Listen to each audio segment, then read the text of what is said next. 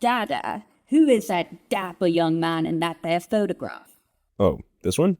That's just me and a college buddy. Ah, yes, it appears to be. How foolish of me not to recognize my own father. Yeah, that was kind of dumb of you, not gonna lie. Indeed. However, now I am curious about the identity of that garish man with the gayest of hats standing next to you. Who is this college buddy you speak of, father? His name is Feng Yuxiang. He was going through a bit of a warlord phase at that time. A warlord phase? Oh yeah, it was some crazy stuff. Everyone was doing it. Feng Guozhang, Cao Kun, and even Wu Peifu. I'm not familiar with any of these men. Oh shit, really? Well, you're about to be. Sit down and relax while I tell you about my buddies in the Zhili. Oh, goody.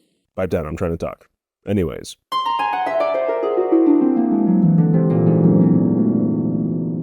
During and after the Xinhai Revolution that overthrew the imperial Qing government of China, the country was divided with junfa, or warlords, ruling over vast swaths of territory. A republic was formed, but eventually split up due to the ambitions of many warlords. Beijing was seen internationally as the capital of China, and 3 warlord groups, known as cliques, held power around the capital. They were the Feng Guozhang clique, that was covered in a previous video, the Anhui clique, and today's subject, the Zhili Clique. We're about to cover like 9 separate wars and 4 different figures right now, so buckle up. During the revolution, Yuan Shikai helped form the Republic of China with Sun Yat-sen using his Beiyang army. Yuan Shikai declared himself emperor in 1915, which pretty much meant that the whole country would erupt into civil war. It was nearly everyone against Yuan's army, and the war lasted only 6 months, resulting in Yuan resuming his rule as president, then dying like 5 minutes later in 1916. One of the people involved in the war was Feng Guozhang, formerly an officer of the Beiyang army. Feng Guozhang was on the side of the imperial court during the Xinhai Revolution and actively fought the rebels until he switched sides at the last minute and negotiated the abdication of the child emperor Puyi. In exchange for his betrayal, he was rewarded with holding a prominent position in the new Chinese Republic. Remember guys, stabbing your friends in the back and defecting to the enemy has many benefits. Feng, like most of the warlords, was part of a clique. He effectively founded the Zhili Clique as more or less a political party, with the members being other warlords from the area. After Yuan Shikai was defeated and died, Duan Qirui, then premier and member of the Anhui clique, tried to hold the republic together. Li Yuanhong, another revolutionary, became president, as he was well respected and wouldn't cause too many of the warlords to split from the republic. Duan and Li, however, did not get along over whether or not to join World War I. Duan really wanted to join the war, so he took secret loans from Japan and struck a deal with the Japanese to join them and other allies in World War I against Germany. His plans, however, were discovered and Li forced Duan to resign. Duan didn't take this well and fled Beijing to gather an army. Yeah, it was a bit of a messy breakup. With the government in chaos and a possible war on the horizon, President Li Yuanhong asked another general, Zhang Xun, to help him defend the capital. Zhang turned out to actually be secretly pro-German and occupied Beijing, keeping Li as prisoner. He even tried to restore Emperor Puyi back to power. Ironically, it was Duan's army that ended the coup, and in 1917, Li resigned and Feng Guozhang became president. Li will return later, but we'll get to that eventually. Right, so Feng Guozhang assumed the presidency in 1917, but his candidacy was not recognized by all. As China tends to do, it split once more with Sun Yat-sen, the original leader of the revolution, forming a different government, the Kuomintang, in Guangzhou, southern China. Duan Qirui, back in a position of power, finally convinced the government to enter World War I. They sent labor battalions to aid the Allied soldiers on the front lines, and soldiers to intervene in the Russian Civil War. This caused tensions with Sun Yat-sen and his government, prompting him too to declare war, but no one internationally really cared. Feng was in the north and Sun in the south, which was creating a split in the country that Feng wanted to resolve peacefully. Unfortunately, there was a brief war between Duan Qirui's forces and the armies of Sun Yat-sen's republic in the south. Duan was defeated and resigned from office in protest of Feng wanting peace. By 1918, Feng Guozhang finished his term as president, or really the 5-year term Yuan started all the way back in 1913, so it was technically time for a new president. Before he could run again and attempt to resolve the divide, he died in 1919. Womp womp. To resolve the divide between missing out on our content, hit that subscribe button and give us a like if you're enjoying the content. Moving on. Next up is Cao Kun, who was born in 1862 to a poor family in Tianjin, which technically isn't part of a province, but it's within Zhili territory, now called Hebei. He began his military career and fought for the imperial court against the Japanese in Korea during the First Sino-Japanese War. After the Chinese defeat, Cao Kun helped with the training of the new army, Yuan Shikai's Beiyang army, eventually joining the rebels with Yuan Shikai. Cao was loyal to Feng, who, as previously mentioned, had effectively started the Zhili Clique as a political party during the Republic. He became the leader of the clique after Feng's death and ran for president. He lost. A new president was elected by the name of Xu Shichang, who was more or less a neutral party. The Anhui clique, at this time led by Duan Qirui, the Fengtian led by Zhang Zuolin, and the Zhili led by Cao Kun, all now had to share power to keep the republic together, with Xu Shichang at its head. But each clique was scheming against one another to gain more power for themselves. All I'm saying is that when the time comes, I might need you to use that influence to have Kyle taken care of. Do we understand each other? Hey, you damn kids! Get the hell out of my yard! During this time between 1917 and 1920, Duan Qirui of the Anhui had been taking loans from Japan to form an army of his own, which he used to occupy the province of Outer Mongolia in 1919. Outer Mongolia is pretty much just modern-day Mongolia, so we'll just refer to it as Mongolia from now on. If you recall in the Fengtian clique video, the Fengtian were based out of Manchuria, which borders Mongolia. Side note, this invasion of Mongolia was totally messed up and illegal, but the president at the time, Xu Shichang, ordered it, so whatevs, I guess. Regardless, now with this Anhui army in Mongolia, the Fengtian felt threatened and appealed to the Zhili for an alliance against the Anhui. Cao Kun already disliked Duan Qirui, so it was an easy deal to make. By 1920, the Zhili-Anhui War was kicked off with Duan Qirui in charge of what he called the National Stabilization Army, and Wu Peifu, a Zhili warlord that we'll cover in just a sec, commanding the hilariously named Traitor Suppression Army. The war lasted a little over a week, with initial Anhui success, but ended in their defeat as the combined forces under Wu Peifu obliterated the Anhui army and captured their leaders who had fled to Beijing. Cao Kun was victorious, and peace would go on forever and ever. That is, until the relations between the Fengtian and Zhili inevitably deteriorated. The Zhili and Fengtian had to run the remainder of the Beiyang government jointly. Tensions had boiled over by 1922, and the first Zhili-Fengtian War broke out. Wu Peifu once again led the military forces of the Zhili, while Zhang Zuolin and his son, Zhang Shuiliang, split their larger Fengtian forces between each other. During the war, one of the Fengtian divisions was comprised of ex-Zhili forces, who had actually been commanded by Feng Guozhang back in the day. They decided to defect to the Zhili, which I'm really sure pissed off the Fengtian. Eventually, Wu Peifu secured victory through superior maneuvering, which significantly weakened them, and peace negotiations were arranged. Cao Kun had now just won 2 wars in a row for the Zhili, and proceeded to solidify his hold on the country. He forced Xu Shichang to resign from the presidential office, and reinstated Li Yuanhong as president, since he was well respected by all of the various warlords. Li asked pretty pleased that because they respected him, they should stand down so China could be unified and enjoy peace. So naturally the warlords told him to go shove it and stuck around anyway. Cao Kun in the meantime started a new airline called Beijing Han Airlines, which lasted a good, 3 days, until the only plane he had crashed and killed everyone inside. After that shitty venture, he decided he wanted to become president and had a special idea on how to campaign for the next election. He wouldn't. No, instead he just straight up bribed the government's members to impeach Li Yuanhong and put him in charge. 20 pieces of silver to betray your leader? Nah, how about 5,000 silver dollars each? Yeah, that'll do the trick. Hi, Republic of China. Welcome your new 1923 president, Cao Kun. Don't ask how he got into office, just roll with it. Anyway, now that Cao Kun is president, surely China can finally have some peace. Nope, new war. By 1924, the Zhili were effectively the most powerful faction in China and controlled the Northern Republic, the Beiyang government, with international recognition by both the Americans and the British. But it apparently wasn't enough.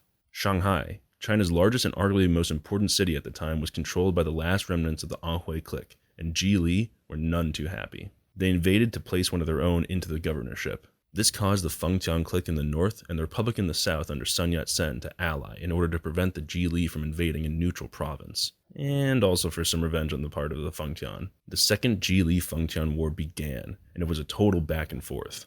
The war was destructive and bankrupted the Beiyang government. By the end of 1924, the war abruptly came to an end when Cao Kun was betrayed by one of his generals, Feng Yuxiang. Feng negotiated with the Fengtian clique to create a joint government deposed of Cao Kun's corruption. This didn't last long, however, as by late 1925, the remaining Zhili forces allied with the Fengtian to take on Feng Yuxiang's so-called Kuomintang, meaning the nationalist army. We'll talk about that war in a minute when we cover Feng Yuxiang. For now, what was Cao Kun up to? Well, he was not having a fun time in prison and missed his old buddy, Wu Peifu. For the sake of friendship, and to avoid making an even more powerful enemy, Feng Yuxiang released Cao Kun from prison as a gesture to Wu Peifu. Cao Kun never rose to greatness again and died in 1938 during the Second Sino-Japanese War in his home province of Tianjin. Wu Peifu, aka the Jade Marshal, was born to a common household of tradesmen in 1874. He wanted to become a soldier and managed to get into a prominent military academy in Beijing. He rose to prominence in, say it with me, the Beiyang Army under Yuan Shikai. We all know the story by now that after Yuan's death in 1916, shit hit the fan. Wu Peifu under Feng Guozhang watched as the government was manipulated by Duan Qirui, the premier of China and member of the Anhui clique. By the time Feng Guozhang died, Wu supported Cao Kun to lead the Zhili. He denounced Duan and the Anhui. He prepared his men for battle and was instrumental in making alliances with other warlords. Wu Peifu signed a treaty called Rough Draft of the National Salvation Army, which is a really long name that really just means F the Anhui clique. Wu found fame in the Zhili-Anhui War, as his tactics and maneuvering were credited as the success of the Zhili and its allies in winning. After the war, Wu disliked the Fengtian Zhili shared government, as he didn't trust the Fengtian since they were supported by Japan, and Wu did not like Japanese imperialism. As previously stated, other factors created tensions in the government, which led to the First Zhili-Fengtian War, which Wu Peifu would once again command. His successes in the war resulted in the Zhili's uncontested control of Beijing and the Beiyang government. His fame began to surpass even the leader of the Zhili Clique, Cao Kun, but he remained a loyal dude. Unlike when Wu supported Cao to become head of the Zhili, he did not want him to become president. Ultimately, he failed in preventing Cao from taking power because, well, money talks. Wu spent his time violently putting down strikes and forcing Shanghai to fall under Zhili control, which sparked the Second Zhili-Fengtian War. Everyone believed that the greatest general in China, Wu Peifu, would win, but the war was brutal and highly destructive, with the total number of combatants numbering in the hundreds of thousands. Wu Peifu may have won the war, but he was betrayed by one of his generals, Feng Yuxiang, who left the front lines to imprison their leader, Cao Kun, in Beijing, in order to bring an end to the bloodshed. Wu split his forces trying to fight both the alliance of the Fengtian and KMT forces, as well as the reclaimed Beijing. He was ultimately defeated, as Zhang Zuolin's army closed in on his position, using his dog-meat general, who we covered in a previous video, to deal a devastating blow near the important city of Tianjin, just south of Beijing. Over the next few years, Wu Peifu consolidated power in central China, controlling most of Hunan and Hubei. In the south, however, things were changing. Following the death of Dr. Sun Yat-sen, the KMT Republic fell under the control of Generalissimo Chiang Kai-shek, who wanted to fully unite China and end the warlord division. He led what would be known as the Northern Expedition as part of the First United Front between the Kuomintang and the Communist Party. Over the course of 1926 to 27, Wu Peifu fought the KMT and lost badly. He was defeated in Wuhan, then fled to Sichuan. Yes, that Wuhan. With little else to do, and as the KMT was slowly but surely seizing control over the country, Wu retired in 1932 and moved to Beijing. By the time of the Japanese invasion in the Second Sino-Japanese War, he was offered by the Japanese imperial government to become president of North China's puppet state. Wu told the Japanese he would be glad to become the leader if all Japanese troops in China fucked off back home. He later died in 1939 after a botched tooth extraction ended up infected and sepsis set in. See you later, Wu. Okay, for our final notable warlord of the Zhili Clique, we have Feng Yuxiang, the traitor. But why did he betray his higher-ups? Well, you gotta understand the guy first. Feng Yuxiang grew up in a military household, born in 1882 to a Qing army officer. By the time he was 11, he joined the army, serving at its lowest rank. Being a voluntary child soldier is absolutely wild. 5 years later, the now 16-year-old Feng became a regular, which meant he had proved himself and could now earn a wage, which he saved quite diligently. He would dish out money to soldiers in need and became popular with those low-ranking soldiers who didn't receive a salary, as well as even soldiers at his rank for his kindness. He also witnessed the horrors of war during the First Sino-Japanese War, and never forgave the Japanese for their ruthless attacks against China. A few years later, around the time he was 20, he had become popular enough that he was assigned to Yuan Shikai's new army, aka the Beiyang Army. When the revolution occurred, he joined the rebels and was actually captured by Yuan Shikai, which didn't seem to sour their relationship much because once Yuan became president, Feng's rank was restored, and he defended Yuan Shikai's regime. He converted to Christianity and did some pretty un-Christian stuff. Come on guys, I'm a good guy, I love Jesus, but don't you dare defy me. In a surprisingly non-violent moment from Feng Yuxiang, he was ordered to fight the southern government, but refused and instead insisted on peace talks. He got his rank and title stripped. He eventually regained his titles and rank, which I didn't mention it before, but he lost and regained some of them again around 1917, so this is like the third time this has happened. Anyway, he also got a new title, or really just a nickname, the Christian General, and became popular with Westerners who believed him and his army to be the best in China because they worship the same dead guy on a stick. Yes, I am reusing that joke. Go watch our funny numbers video, I beg of you. Regardless, his religiosity bled into all aspects of his rule. He baptized many of his soldiers. There's actually a story that he did mass baptisms via fire hose, but there's nothing to back that up. As a baptized Christian, Feng didn't want people to have any fun, so he banned opium, gambling, and prostitution, which all of those combined sound like a fun night out to me. He also introduced the philosophy of Christian socialism into his territory, which basically blends the ideas of socialism with teachings from the Bible, noting that capitalism is particularly sinful because it's greedy. Feng wasn't a fan of other religions and had a zero-tolerance policy on worshipping anything else, so Deus Vult and all that. But really, he kicked out like 300,000 Buddhists one time and seized a bunch of their temples for military use. It was kind of crazy. You should have been there. Feng served in the military of the Zhili Clique and fought in the First Zhili Fengtian War. But as it progressed, he saw himself changing his politics and growing more socialist by the day. He even considered allying more with the Soviets. By 1923, he had been demoted once again, surprise, surprise, and began to really start disliking both Wu Peifu and Cao Kun. He was thinking about cooing the shit out of them, which turns out he did during the Second Zhili Fengtian War. He captured Beijing and imprisoned Cao Kun. Yeah, we already know. The big thing is, Feng wanted peace and unity for China. He invited Sun Yat-sen to Beijing to come settle things once and for all, which Sun obliged, but died soon after in 1925. Feng even went as far to kick little Emperor Puyi out of the Forbidden City, just to show you how committed he was to the whole republic thing. Feng had his army renamed the Guominjun, which means the Nationalist Army, officially separating himself from the Zhili. Just like the previous joint government, tensions began to rise as relations soured. The old Anhui clique member, Duan Qirui, was positioned as a puppet president as per the prerogative of the people in charge. Oh yeah, the alliteration game is strong. The people in charge being Feng with his Guominjun army, and the much bigger, more powerful Zhang Zuolin of the Fengtian clique. Duan was a little bitch with a tiny army, while both Zhang and Feng were ideologically, politically, and fundamentally opposed to one another. Feng and Zhang began to scheme against one another, and both invited the legendary Jade Marshal Wu Peifu to join them. Wu, being very ticked off about Feng's betrayal, joined his former enemy Zhang in the inevitable upcoming civil war. With the Guominjun at his command, Feng seduced the Fengtian warlord by the name of Guo Songling to defect to his side, sparking the anti-Fengtian war with a siege of the Fengtian capital of Mukden in 1925. The Guominjun suffered many defeats, and Feng Yuxiang's forces were wearing thin. With small victories here and there, but large defeats raining down on him, Feng released Cao Kun to try and win back over Wu Peifu. Wu essentially did the 1920s version of leaving Feng on red. I showed you my warlord, please respond. Feng Yuxiang was eventually defeated around 1926 as his enemies occupied Beijing. This was the end of Feng's brief rule, unless an extremely convenient and almost deus ex machina moment were about to happen. It happened. Yeah, the KMT launched the Northern Expedition and Feng Yuxiang merged his army with theirs, getting his revenge on both the Zhili and Fengtian.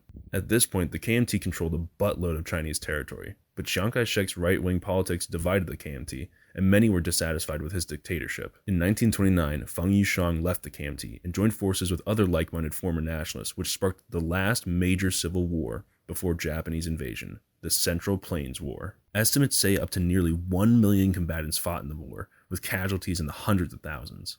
Early in the war, Feng's anti-Xiang forces were doing well, but over time the tables turned on him, and Chiang Kai-shek's military with allies from the prominent Chinese Muslim warlords began to push back.